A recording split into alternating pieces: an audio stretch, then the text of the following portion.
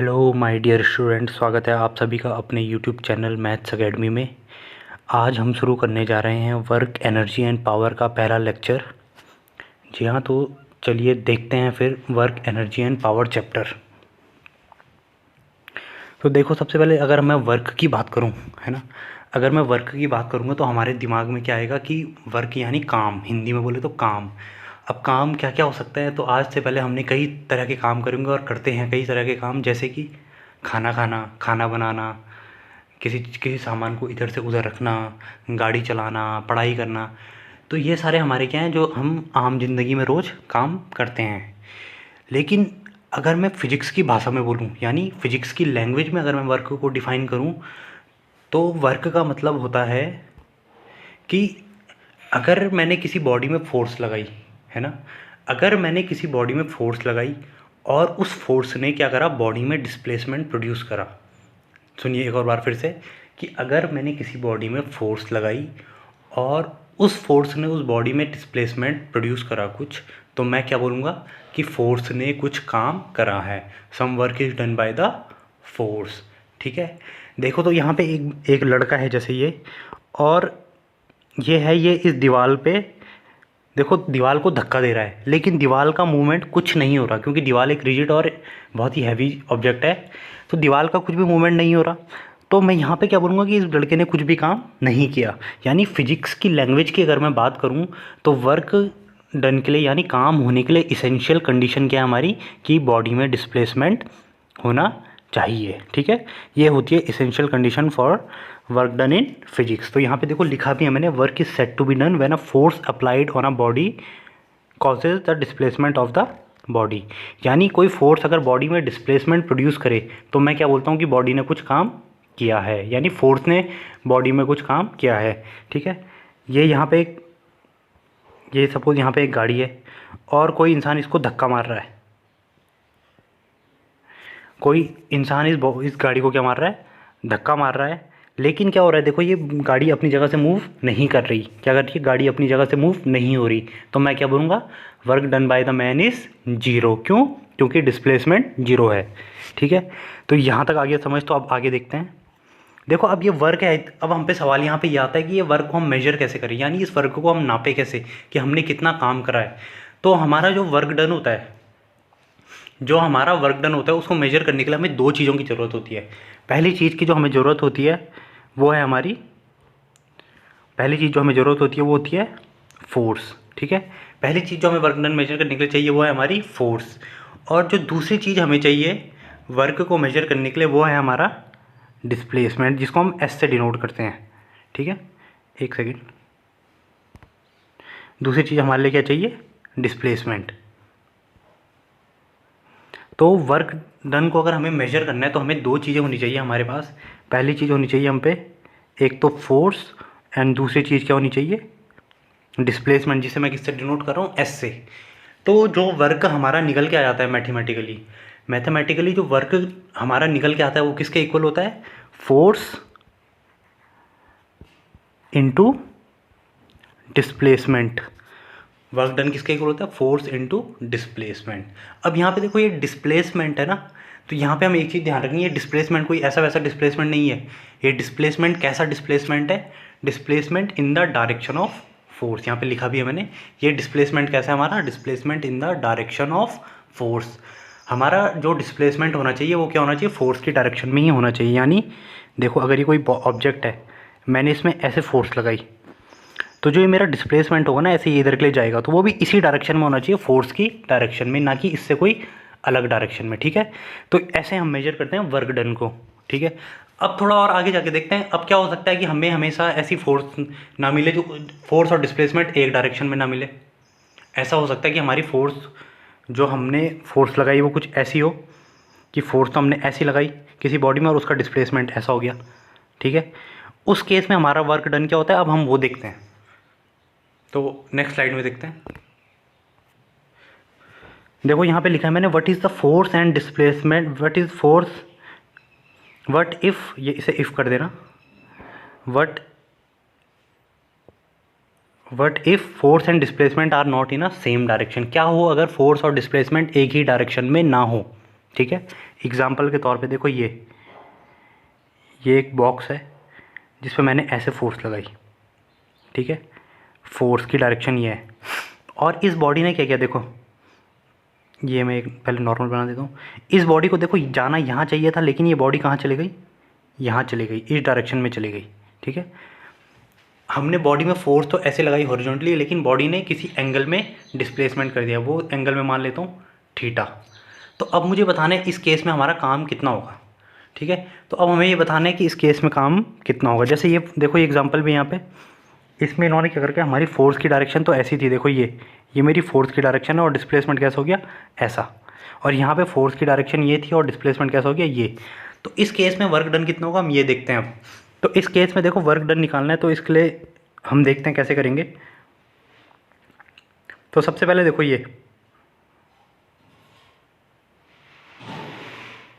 ये कोई ऑब्जेक्ट है, ठीक है, ये कोई ऑब्जेक्ट है जिस पे मैंने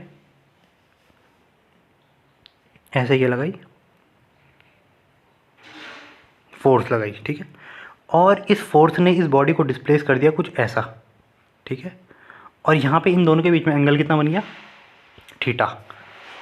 theta is the angle between force and displacement, ठीक है। थीटा जो एंगल है वो किसके बिटवीन है, फोर्स और डिस्प्लेसमेंट के बीच में, ठीक है। तो अब अब हमें देखना है कि हम वर्क डन कितना निकालेंगे, ठीक है। तो चलिए देखते हैं अगली स्लाइड में। देखो यहाँ पे मैंने फॉर्मूला निकाल रखा है वर्क डन का। अब देखते हैं ये आया कहाँ से। तो हमने जो डेरिवेशन की थी उसमें क्या था हमारा, देखो ये था कि ये तो हमारी बॉडी थी और ये थी फोर्स की डायरेक्शन, एंड उसका डिस्प्लेसमेंट कुछ ऐसा हो गया था, ठीक है, यहाँ पहुँच गई थी बॉडी, और ये एंगल कितना है, थीटा। थीटा क्या हमारा angle between force and displacement, theta is the angle between force and displacement. तो देखो इसको फाइंड करने के लिए हम क्या करेंगे, जो वर्क डन हमें निकालना है इसके लिए हम क्या करेंगे, हम ट्रिग्नोमेट्री का यूज़ करेंगे। ट्रिग्नोमेट्री का यूज़ कैसे करेंगे हम, कि देखो हम अगर मैं इसको यहाँ ज्वाइन कर लूँ ऐसे, है ना, ये मैं 90 डिग्री में ज्वाइन कर ले तो परपेंडिकुलरली, तो देखो ये राइट एंगल ट्रायंगल बन गया। इसको नाम देते हैं PQR, ये एक राइट एंगल ट्रायंगल बन गया। और देखो ये एंगल थीटा है, तो मुझे एक चीज़ तो पता है कि एंगल के सामने क्या होती है हमेशा, परपेंडिकुलर, और ये साथ में ये क्या होता है, बेस होता है ये, और क्या होता है, ये हो गई हाइपोटेन्यूज। तो हाइपोटेन्यूज की लेंथ मुझे यहाँ पे पता है कितनी है मेरी, डिस्प्लेसमेंट जो S है।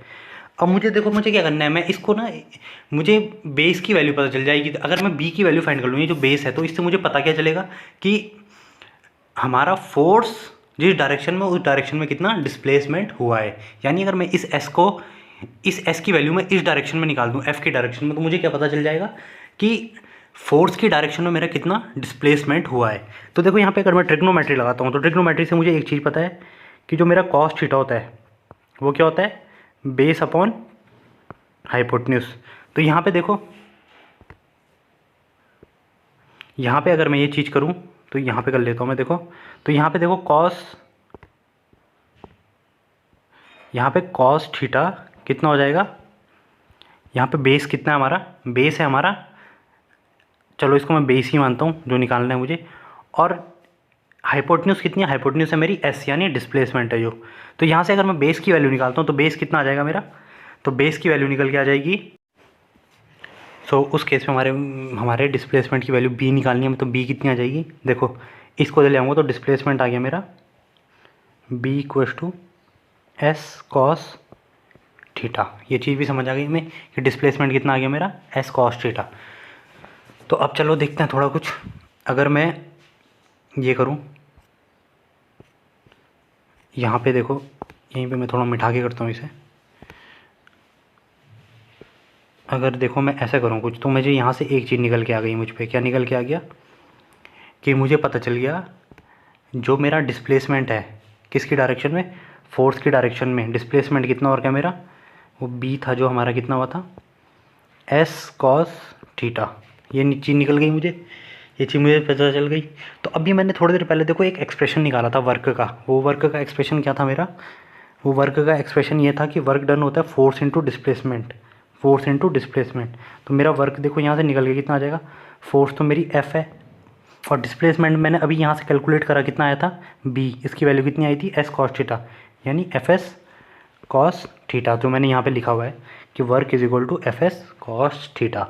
तो ये मैंने निकाल दिया वर्क निकाल दिया मैंने किसमें, किसी भी, जब फोर्स और डिस्प्लेसमेंट एक ही डायरेक्शन में ना हो तो उस केस में वर्क मेरा कितना हो जाएगा, एफ एस कॉस थीटा। तो हमें दो चीज़ें ध्यान में रखनी है अगर कोई मुझसे general work, when force and displacement are in same direction, जब फोर्स और डिस्प्लेसमेंट एक ही डायरेक्शन में है उस केस में वर्क डन कितना है, फोर्स इंटू डिस्प्लेसमेंट। जब फोर्स एंड डिस्प्लेसमेंट किसी एंगल में है तो वर्क डन कितना है, F S cos theta, where theta is the angle between force and displacement. Again बहुत इंपॉर्टेंट है, थीटा क्या है हमारा, angle between force and displacement. ठीक है, चलिए फिर थोड़ा और आगे चलते हैं। अब देखो यहाँ तक हो गया, तो मैंने यहाँ पे एक और चीज़ लिखी है, यहाँ पे एक सेकेंड, यहाँ पे देखो मैंने एक और चीज़ लिखी है यहाँ पे कि unit of work is joule और न्यूटन मीटर। तो वर्क डन हमारा देखो क्या आया था, F S cos theta, F S cos theta ये आया था। तो देखो फोर्स की यूनिट क्या होती है, न्यूटन, फोर्स होता है न्यूटन और डिस्प्लेसमेंट होता है मीटर में। तो हमारी वर्क यूनिट कितनी आ गई, न्यूटन मीटर, न्यूटन मीटर, और इसी को हम क्या बोलते हैं, जूल और जूल। ठीक है, तो वर्क डन की यूनिट क्या आ गई हमारी, न्यूटन मीटर या फिर जूल। तो ये क्लियर है, हमारी वर्क डन की यूनिट क्या हो जाएगी, न्यूटन मीटर और जूल। ये है इसकी एसआई यूनिट। ठीक है, स्टैंडर्ड यूनिट होती है जो हमारी एमकेएस सिस्टम में। तो वर्क की एसआई यूनिट क्या है, जूल। ठीक है, अब देखो यहाँ पे एक सवाल उठता है, हमने वर्क यूनिट तो बोल दी जूल, तो लेकिन देखो अगर ये फॉर्मूला है वर्क का, यहीं पे समझाता हूँ मैं। तो अगर मैं ये कर दूँ, ये देखो यहाँ पे मैं एक चीज़ कर देता हूँ कि मैंने अभी लिखा, देखो वर्क क्या था, 1 जूल, किसके वर्क डन मैंने लिखा फोर्स इंटू डिस्प्लेसमेंट, ये लिखा है ना, या फिर एफ एस कॉस थीटा भी बोल सकते हैं। तो यहाँ पे देखो मैं क्या कर देता हूँ, अगर मैं ये कर दूँ, अगर मैं इफ़ फोर्स हो जाए 1 न्यूटन, फोर्स हो जाए 1 न्यूटन, डिस्प्लेसमेंट हो जाए 1 मीटर का, डिस्प्लेसमेंट कितना हो जाए, डिस्प्लेसमेंट हो गया आपका 1 मीटर का, और थीटा हो जाए कितना, 0 डिग्री। ठीक है, तीन चीज़ें, फोर्स 1 न्यूटन की, डिस्प्लेसमेंट 1 मीटर का, और थीटा कितना हो गया, 0 डिग्री। तो इस केस में अगर मैं वर्क निकालूँ मैं, तो उस केस में वर्क कितना हो जाएगा, देखो यहाँ पे उस केस में हमारा वर्क कितना आ जाएगा, फोर्स थी 1 न्यूटन, डिस्प्लेसमेंट था 1 मीटर, और कॉस 0, कॉस 0। ठीक है, अब देखो कॉस जो 0 होता है, इसको 0 कर देना, 1 न्यूटन, कॉस 0 की वैल्यू होती है 1, तो ये वर्क कितना आ गया मेरा, वर्क की यूनिट क्या थी, जूल। तो यहाँ से मैं क्या बोल सकता हूँ, 1 जूल किसके इक्वल आ गया, 1 न्यूटन इंटू 1 मीटर। 1 जूल किसके इक्वल आ गया, 1 न्यूटन इंटू 1 मीटर। ठीक है, तो यानी देखो ये यहाँ पे मैंने लिखा भी है, डिफाइन 1 जूल। तो 1 जूल क्या हो गया, 1 joule of work is set to be, यानी मैंने 1 जूल का अगर काम करा है तो मैंने कितनी फोर्स लगाई होगी, 1 न्यूटन की, और मेरा डिस्प्लेसमेंट कितना हुआ होगा, 1 मीटर का। ठीक है, if 1 joule of work is done then the force applied is 1 newton and the displacement produced by the force is 1 metre. ठीक है, अगर यहाँ पे अगर 1 जूल का काम हुआ है तो 1 न्यूटन की फोर्स ने 1 मीटर का डिस्प्लेसमेंट प्रोड्यूस करा है। ठीक है मेरे प्यारे साथियों, यहाँ तक समझ में आ गया आपको। तो अब देखो थोड़ा और आगे चलते हैं, हमने डिफाइन कर दिया 1 जूल को, एसआई यूनिट थी जो वर्क की। अब देखो इसकी कुछ और यूनिट्स भी होती हैं, ऐसे नहीं है कि खाली इसकी 1 जूल यूनिट होती है, इसकी बड़ी यूनिट भी इसकी इससे बड़ी यूनिट्स भी हो सकती है, और क्या हो सकती है, इसकी छोटी यूनिट्स भी हो सकती है। यानी इसकी बड़ी यूनिट्स क्या हो सकती है हमारी, इसकी बड़ी यूनिट्स क्या हो सकती है हमारी, वो हो सकती है हमारी किलो जूल, वो हमारी क्या हो सकती है, किलो जूल। तो मैं यहाँ पे लिखा देता हूँ 1 किलो जूल इक्वल टू क्या हो जाएगा हमारा, 1000 जूल। सिमिलरली क्या हो सकती है, मेगा जूल, तो इसकी वैल्यू कितनी हो जाएगी हमारी, 10⁶ जूल। वैसे ही गीगा जूल कितना हो जाएगा हमारा,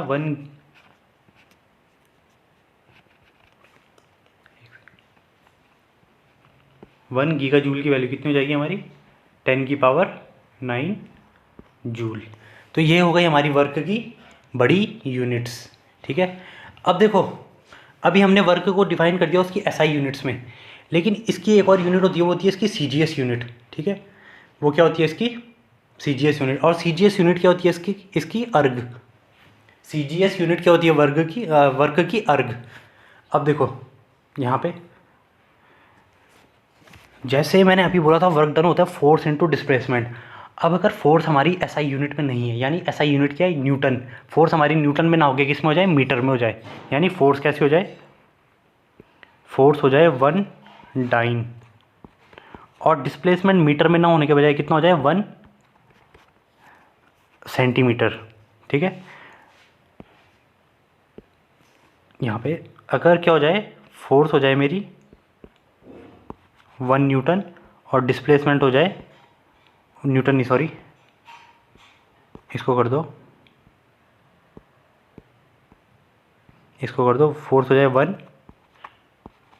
डाइन और डिस्प्लेसमेंट हो जाए 1 सेंटीमीटर।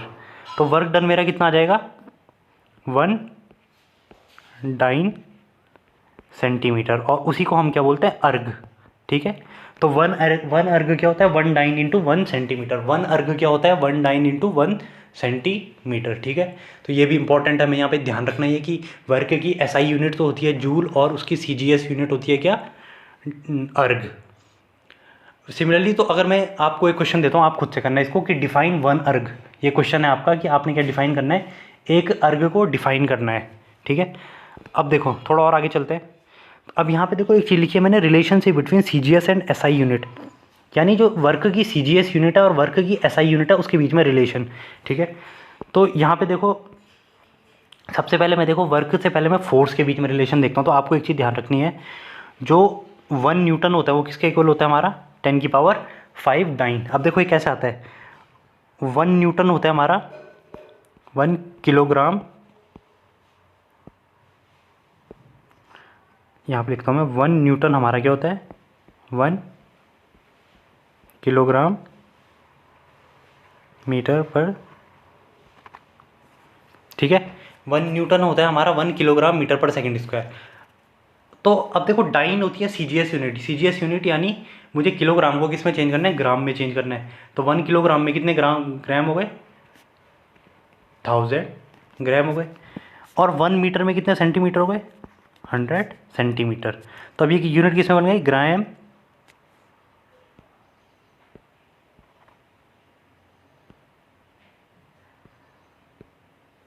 ये यूनिट बन गई हमारी ग्राम सेंटीमीटर पर सेकंड स्क्वायर। ये यूनिट बन गई हमारी ग्राम सेंटीमीटर पर सेकंड स्क्वायर। तो इसी को हम क्या बोलते हैं, डाइन। तो यहाँ पे जीरो काउंट करते हैं, 3 जीरो 2 जीरो यानी 5 जीरो। तो मेरा यहाँ से निकल के क्या आ गया कि 1 न्यूटन की वैल्यू कितनी होती है, 10⁵ डाइन। ठीक है, इतना क्लियर है। तो अब यहाँ पे देखो हम निकाल रहे हैं किसके बीच में रिलेशन, जूल और SI unit and CGS unit of work. तो एसआई यूनिट होती है देखो 1 जूल। तो शुरुआत करते हैं यहीं से। तो देखो मुझे पता है 1 जूल किसके इक्वल है, वो है हमारा 1 newton into 1 metre. 1 newton into 1 metre. 1 newton हमारा क्या है, हमारा 1 न्यूटन है हमारा 10⁵ डाइन इंटू, और 1 मीटर में होता है 100 सेंटीमीटर।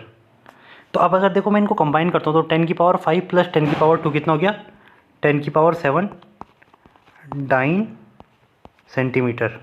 यह आ गया 10⁵7 डाइन सेंटीमीटर। और डाइन सेंटीमीटर हमारा क्या होता है, अर्ग होता है। तो मैंने यहाँ पे क्या निकाल दिया कि 1 जूल में कितने अर्ग होंगे, 10⁵7 अर्ग। ये इंपॉर्टेंट है, ये पेपर में कई बार पूछा जाता है, बोर्ड एग्जाम के लिए बहुत ही ज़्यादा इंपॉर्टेंट क्वेश्चन है ये, कि relationship between newton and dyne and relationship between joule and erg. ये 1 नंबर में आपके आ सकता है बोर्ड में। ठीक है, तो ये हो गया हमारा स्टार क्वेश्चन, ये हो गया हमारा 1 स्टार क्वेश्चन जो पेपर में आ सकता है। चलिए फिर थोड़ा और आगे चलते हैं। अब देखो इसके बाद क्या है, अब इसके बाद ये आखिरी टॉपिक हमारा आज का, ये है टाइप्स ऑफ वर्क। तो देखो टाइप्स ऑफ वर्क क्या हो सकते हैं। अभी हमने एक चीज़ देखी, देखो हमारा जो वर्क हो रहा है वो किस पर डिपेंड कर रहा है, एक तो फोर्स पे डिपेंड कर रहा है, एक कर रहा है डिस्प्लेसमेंट में डिपेंड, और तीसरा किसमें, angle between force and displacement. तो देखो भैया ये जो एंगल होता है ना, ये हमारा ये बहुत ही इंपॉर्टेंट चीज़ होती है, क्योंकि ये एंगल एक ऐसी चीज़ है जो वर्क को पॉजिटिव भी बना देता है, नेगेटिव भी बना सकता है और जीरो भी बना सकता है। ठीक है, ये एंगल एकमात्र ऐसी चीज़ है जो वर्क को पॉजिटिव, नेगेटिव और जीरो बना सकता है। तो देखो उसी के कारण मैंने वर्क को 3 कैटेगरीज में डिवाइड कर दिया, पॉजिटिव वर्क, नेगेटिव वर्क और जीरो वर्क। तो सबसे पहले मैं देख रहा हूँ देखो पॉजिटिव वर्क। पॉजिटिव वर्क का मतलब होता है कि अगर मेरी फोर्स और डिस्प्लेसमेंट, ध्यान से सुनना, अगर मेरी फोर्स और डिस्प्लेसमेंट एक ही डायरेक्शन में है, if the force and displacement produced by force are in the same direction, then the work done is said to be positive. ठीक है, तो वर्क डन पॉजिटिव मतलब कि देखो ये होगा हमारा, एक सेकेंड, अगर वर्क डन की मैं बात करूं, क्या पहला केस हमारा क्या है, वर्क डन पॉजिटिव है ना, तो पॉजिटिव में हमारा क्या है कि जो फोर्स एंड डिस्प्लेसमेंट है वो क्या है, सेम डायरेक्शन में। यानी यहाँ पे देखो, अगर देखो फोर्स भी ऐसे लग रही है और डिस्प्लेसमेंट भी ऐसा ही हो रहा है, तो हमारा देखो फोर्स और डिस्प्लेसमेंट एक ही डायरेक्शन में है, यानी इनके बीच में एंगल कितना हो गया, 0 डिग्री का। यानी थीटा की वैल्यू कितनी आ गई यहाँ पे, 0 डिग्री। थीटा की वैल्यू कितनी आ गई, 0 डिग्री। तो मैंने एक चीज़ देख दी यहाँ पे, थीटा की वैल्यू कितनी आ गई, 0 डिग्री। तो वर्क डन कितना हो जाएगा मेरा, एफ एस कॉस थीटा, और कॉस 0 कितना होता है, 1। तो ये वर्क डन कितना आ जाएगा मेरा, simple F S cos 0। Cos 0 की वैल्यू आपको याद है कि कितनी होती है, 1 होती है। तो ये वर्क डन कितना आ गया, सिंपल एफ एस। तो इसी को बोलता हूँ मैं पॉजिटिव वर्क। पॉजिटिव वर्क यानी फोर्स और डिस्प्लेसमेंट एक ही डायरेक्शन में है। ठीक है, एग्जाम्पल देखो यहाँ पे, अगर कोई बॉडी फ्री फॉल हो रही है, यानी फ्री फॉल का केस, यानी देखो होता क्या है यहाँ पे, जब ये इंसान नीचे गिर रहा है तो एक ही देखो इसका डिस्प्लेसमेंट किस डायरेक्शन में, डाउनवर्ड डायरेक्शन में। इसमें फोर्स ड्यू टू ग्रेविटी कौन सी डायरेक्शन में लग रही है, डाउनवर्ड डायरेक्शन में, है ना। इसमें फोर्स भी डाउनवर्ड डायरेक्शन में, इसका डिस्प्लेसमेंट भी डाउनवर्ड डायरेक्शन में। तो इसके फोर्स और डिस्प्लेसमेंट के बीच में एंगल कितना हुआ, 0 डिग्री। तो मैं क्या बोलूँगा, इसने इस केस में वर्क डन कैसा है, पॉजिटिव, और वो कितना है, F इंटू एस। ठीक है, तो ये हो गया। दूसरा केस देखो, इसमें दूसरा केस है, इसमें तो तुम्हारा वो है हमारा नेगेटिव वर्क का। तो देखो नेगेटिव वर्क का मतलब क्या होता है, देखो पॉजिटिव वर्क जैसे क्या था कि जब फोर्स और डिस्प्लेसमेंट एक ही डायरेक्शन में था। सिमिलरली अगर मैं नेगेटिव वर्क की बात करूँगा, if I am talking about negative work, तो उसका मतलब क्या होता है हमारा कि जो फोर्स और डिस्प्लेसमेंट है वो क्या होने चाहिए, विपरीत डायरेक्शन में, यानी अपोजिट डायरेक्शन में। ठीक है, एग्जाम्पल, ये बॉडी थी, इसमें फोर्स तो ऐसे लग गई, लेकिन इसका डिस्प्लेसमेंट कैसा हो गया, ऐसे हो गया। ठीक है, तो उस केस में वर्क डन क्या हो जाएगा हमारा, नेगेटिव। यानी थीटा कितना होना चाहिए, 180 डिग्री। यहाँ पे एंगल कितना बनेगा, 180 डिग्री। 180 डिग्री का एंगल बनता है जब फोर्स और डिस्प्लेसमेंट के बीच में, तो हमारा वर्क डन कैसा होता है, नेगेटिव। ठीक है, तो अब देखो इसी चीज़ को समझते हैं।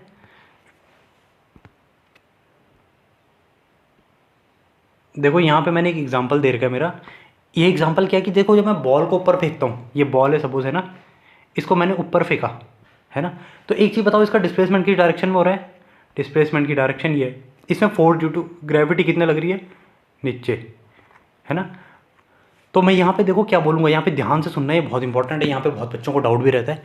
अगर देखो मैंने किसी बॉल को ऊपर फेंका, तो मैं क्या बोलूँगा, work done by gravity on the ball is negative. Work done by the gravity on the ball is negative. ठीक है, तो ये चीज़ समझ में आ गई, वर्क डन बाय वो force of gravity on the ball is negative. ठीक है, क्योंकि ग्रेविटी फोर्स तो देखो उसे नीचे के लिए खींच रही है, और डिस्प्लेसमेंट कहाँ हो रहा है उसका, ऊपर के लिए हो रहा है। तो मैं क्या बोलूँगा, work done by the gravity is negative. लेकिन देखो हमने बॉल को ऊपर ही के लिए फेंका, हमने तो देखो अपनी तरफ से फोर्स ऊपर ही के लिए लगाई थी, लेकिन जो हमने काम करा वो कैसा होगा, पॉजिटिव। क्यों, क्योंकि हमने तो ऊपर के लिए फोर्स लगाई थी और बॉडी ऊपर ही के लिए गई, तो हमारे द्वारा जो काम किया है वो तो पॉजिटिव है। लेकिन जो ग्रेविटी ने काम किया वो कैसा हो गया, नेगेटिव। क्यों नेगेटिव हो गया, क्योंकि उसके बीच में एंगल कितना हो गया, 0 डिग्री का। ठीक है, ये चीज़ समझ में आ गई। तो एक और एग्जांपल इसका क्या हो सकता है, देखो जब बॉडी, कोई सरफेस में बॉडी चल रही है ना, या हम ही चल रहे हैं जैसे, तो फोर्स ऑफ फ्रिक्शन जो होती है बॉडी और सरफेस के बीच में, यानी हमारे और सरफेस के बीच में जो फोर्स ऑफ फ्रिक्शन होती है वो किस डायरेक्शन में लगती है, अपोजिट डायरेक्शन में। यानी अगर हमारा मोशन इस डायरेक्शन में, तो फ्रिक्शन फोर्स की डायरेक्शन में लगेगी, इस डायरेक्शन में। तो उस केस में भी वर्क डन कितना होता है, नेगेटिव। ठीक है, तो यहाँ तक क्लियर है। तो अब देखो तीसरा टाइप है इसमें, वर्क डन जीरो वर्क। ठीक है, जीरो वर्क भी मोस्ट इंपॉर्टेंट है, कई बार क्वेश्चन बनता है इससे पेपर में। तो देखो जीरो वर्क मतलब कब हो सकता है, देखो जीरो वर्क के 2 केसेस हो सकते हैं। जीरो वर्क कब कब हो सकता है, एक तो क्या होगा, अगर डिस्प्लेसमेंट 0 हो जाए, है ना, अगर कोई बॉडी चल ही नहीं रही है, उस पर फोर्स लगा रहे हैं लेकिन बॉडी में डिस्प्लेसमेंट हो ही नहीं रहा, तो मैं क्या बोलूँगा, वर्क डन कितना हो गया, 0। एक तरीका ये हो सकता है। दूसरी चीज़, अगर थीटा कितना हो जाए, 90 डिग्री, थीटा हो जाए 90 डिग्री। देखो कॉस 90 हमें पता है ट्रिग्नोमेट्री से कितना होता है, कॉस 90 होता है 0, कॉस 90 की वैल्यू होती है 0। तो अगर मैं वर्क का जो फॉर्मूला है मेरा क्या है, वर्क का जो फॉर्मूला हो गया work is equal to F S cos theta, theta हो जाए 90 डिग्री, तो 90 डिग्री की वैल्यू होती है 0, तो कॉस 90 होता है 0, तो ये कितना आ जाएगा 0। तो उस केस में वर्क डन कितना हो जाएगा 0। तो अगर 0 वर्क डन होना है तो आपको दो चीज़ें याद रखनी है। कई बार क्वेश्चन क्या बनता है, what are the condition for work done to be 0। So the conditions are either displacement should be 0 और the angle between force and displacement should be 90 degree. ठीक है, displacement should be normal to the force. तो उस case में हमारा work done हो जाएगा 0। ठीक है, इसके एग्जाम्पल देखते हैं हम। ठीक है, तो इसका पहला एग्जाम्पल क्या, देखो देखो एक एग्जाम्पल है इसका, यूनिवर्सल एग्जाम्पल है ये भी इसका। तो ये एग्जाम्पल क्या है कि अगर देखो ये हो जाए, ठीक है, ये कोई कुली है, ठीक है, ये हमारा कोई कुली है। अब इसने देखो सर पे लोड रखा है कुछ, है ना, ये ग्राउंड हो गया, ये हमारा ग्राउंड है, और ये देखो इस डायरेक्शन में चल रहा है, ऐसे में चल रहा है। तो इसका देखो डिस्प्लेसमेंट किस डायरेक्शन में हो रहा है, इस डायरेक्शन में, और इसमें फोर्स ड्यू टू ग्रेविटी कहाँ लग रही है, डाउनवर्ड डायरेक्शन में। तो यहाँ पे एंगल कितना बन गया 90 डिग्री। तो इस केस में भी वर्क डन कितना हो जाएगा 0। So when a coolie carries some load on his head and moves, the work done against the force of gravity is 0। क्यों, क्योंकि डिस्प्लेसमेंट एंड फोर्स के बीच में एंगल कितना है 0, एंगल कितना है सॉरी 90 डिग्री का। तो ठीक है, ये एक एग्जांपल हो गया। एक दूसरा एग्जांपल जो कई बार पूछा जाता है वो है कि देखो ये वाला एग्जांपल भी कई बार पूछा जाता है कि जब बॉडी सर्कुलर पाथ में मूव करती है तो उस केस में वर्क डन कितना होता है 0। तो इसका कारण क्या होता है, देखो जब भी एक चीज़ अब यहाँ पे देखना, ध्यान रखना कि जैसे ये बॉडी है, ये सर्कुलर पाथ में मूव कर रही है, तो इसमें जो फोर्स होती है वो कहाँ के लिए लगती है, अंदर के लिए, अलोंग द रेडियस। जो उस बॉडी में फोर्स लगती है वो कहाँ के लिए लगती है, towards the centre along the radius. Force कैसे लगती है, towards the centre and along the radius. और जो इस बॉडी में हमें अगर डिस्प्लेसमेंट बताना तो displacement is along the tangent, displacement is along the tangent. यानी कोई बॉडी अगर सर्कुलर मोशन कर रही है तो पहली चीज़ में फोर्स कहाँ लगेगी, फोर्स लगेगी along the centre, force towards the centre और किस, अलोंग द रेडियस। और दूसरी चीज़ जो उसका डिस्प्लेसमेंट होगा वो कैसे गिवन होगा, वो टेंजेंट से गिवन होगा। और हमें पता है टेंजेंट और नॉर्मल के बीच में एंगल कितना होता है 90 डिग्री। टेंजेंट और रेडियस के बीच में जो एंगल है कितना आएगा 90 डिग्री। तो इसलिए वहाँ पे वर्क डन कितना हो जाएगा 0। तो when a body moves in a circular path the work done is 0। क्यों 0 होता है, क्योंकि the angle between the force and the displacement is 90 degree. और 90 डिग्री कैसे है कि the force is along the radius towards the centre and the displacement is given by tangent and the angle between tangent and radius by maths we know is 90 degree. So work done is 0। तो I hope यहाँ तक सब कुछ clear हो गया है। तो आज की वीडियो में देखो इतना ही आज हमने पढ़ा। देखो क्या क्या पढ़ा हमने, वर्क पढ़ा, वर्क का हमने फॉर्मूला देखा एफ फोर्स इंटू डिस्प्लेसमेंट, दूसरा फॉर्मूला देखा हमने एफ एस कॉस थीटा। उसके बाद हमने देखा कि जो हमारा ये था क्या वर्क था, तो इसकी हमने यूनिट देखी, यूनिट क्या थी इसकी, जूल थी। फिर हमने देखा जूल और अर्ग के बीच में रिलेशन वो कितना था, 1 जूल इक्वल टू 10⁻7 अर्ग था। उसके बाद हमने देखो टाइप्स ऑफ वर्क देखे हमारे, पॉजिटिव, नेगेटिव और 0 वर्क। तो आज हमने इतना ही पढ़ा, तो आज हम यहीं तक पढ़ेंगे। तो आप इसको रिवाइज़ करना एक बार। कोई भी डाउट होगा आपका कोई भी डाउट होगा तो आप नीचे कमेंट बॉक्स में टाइप करना, या फिर मैं टेलीग्राम चैनल की लिंक डाल दूंगा नीचे डिस्क्रिप्शन में, तो आप मेरे साथ टेलीग्राम में जुड़ जाना, वहाँ मैं आपके सारे डाउट्स क्लियर कर दूंगा। और अगर आपको ये वीडियो पसंद आई और इस चैनल में आप अगर नए हो तो इस चैनल को सब्सक्राइब करना और साथ ही शेयर भी करना इस वीडियो को, ताकि और लोगों तक भी ये लेक्चर पहुँच सके। तो मिलते हैं हम अगले लेक्चर में, तब तक गुड बाय, धन्यवाद।